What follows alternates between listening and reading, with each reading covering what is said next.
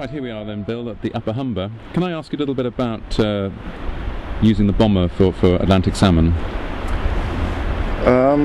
Well, it's not a traditional fly in many places in the world where Atlantic salmon are fished. It's a dry fly. It's a fly that was developed by Reverend Elmer Smith as a commotion fly, a fly to be waked across the surface. It's a fly that basically takes advantage of an Atlantic salmon's high affinity to surface feeding. It's a salmonid that surface feeds more so than any other salmonid that I'm aware of in its juvenile phase. It's a very surface-oriented fish, and we take advantage of that, especially in Newfoundland, by fishing one of these flies, which kind of replaced the wolf series of flies as a dry fly here. It's spun with orange hackle, primarily because it's a difficult fly to fish. It's a very much keep your eyes on the ball type of fishing. A lot of casting, upstream casting, dry fly casting. But it's probably one of the most effective ways to catch an Atlantic salmon. We fish it dead drifted, not commotion or waked. We find that we'll catch 9 salmon dead drifting it or naturally floating it along with no drag on the fly than we will by waking it. You know, we'll catch 1 waking it and 10 or 9 dead drifting it. It's a fly that large salmon seem to like more so than wet flies. If you can't move a large salmon, a 20 or 30 pound salmon on one of these dry flies, then late in the evening when it's calm, then you've got a tough fish to try and catch.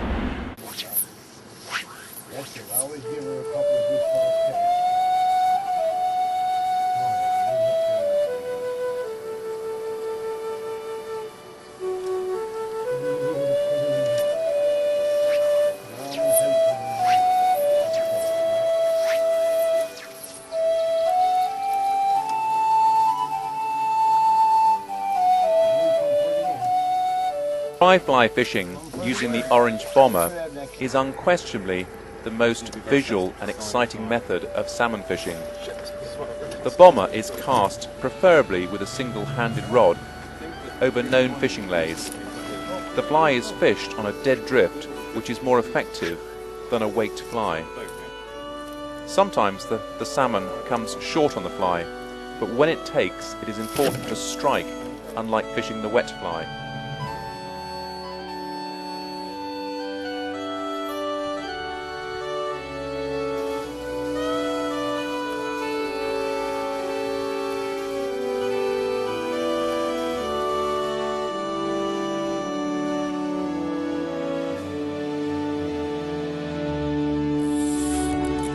Got every bit of it.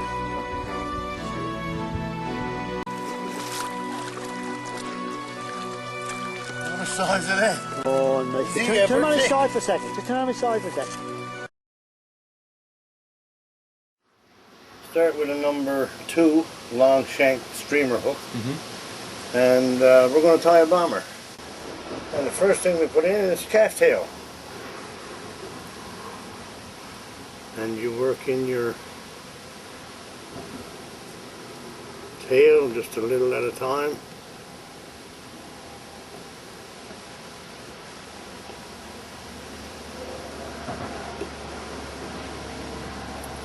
And that's about it. And that calf tail is just undyed natural calf tail? It's regular calf tail, there's no dye, just white calf tail. Now when you get this done, we start on the deer here, which is what I use to spin on the hook. You just lay it on top of your tail. I usually make a complete turn and I push it down around the shaft of the hook and I just flare it to start off. When I get started, I just push it back tight. Make a turn in front, and you keep repeating it till you get the shaft of the hook to the desired length that you want.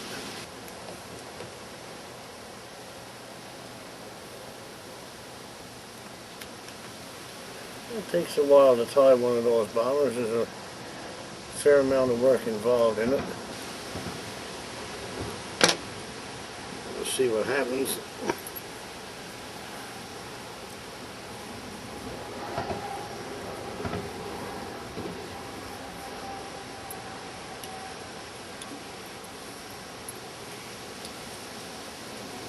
And what I usually do now, I use the whip finish to tie it off, but I don't use the tool that everybody uses, or a lot of people use. I find it a lot easier and a lot quicker this way, and I just cut it off. Now we have to give it a haircut. As they say, we got to trim down the body of the bug. A lot of people like different shapes and different sizes. Sort of fast. If I was taking my time, you'd probably take you a little longer and you'd probably do a little neater job, but this is generally how you cut them down and get the shape that you want.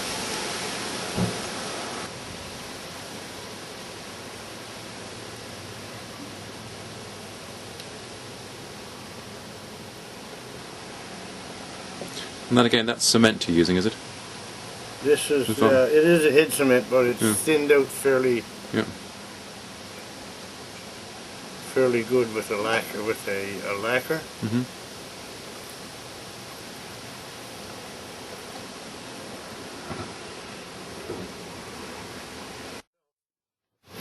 I prefer to have this wing in the front, tipping up just a little. I think it's a little more attractive to the fish, and I find they fish better with the wing up. Next we'll take a hackle.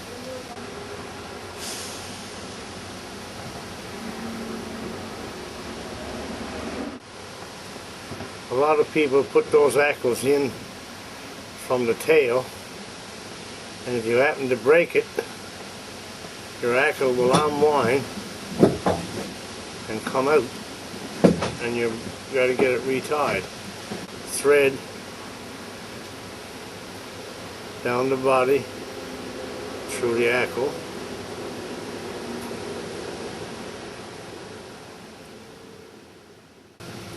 So when you get to the front, you lift your wing a little and you make a few wraps in the front. Depending on the size of the head you want, you can build it up. Line off your thread. Hold your wing back. And 4 or 5 turns, whichever you prefer. Whip finish it.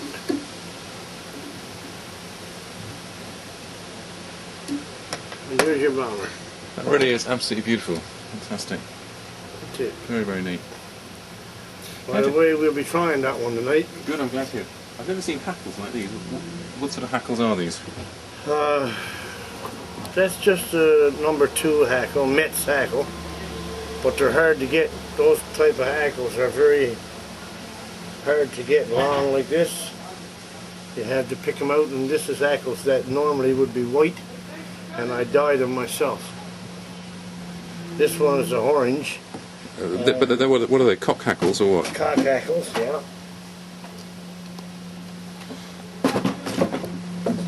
Some of my bugs are a little different. Like I like some bugs with not a red hackle, but a nice orange to it, and I like more pale. As you can see the difference in the 2 hackles.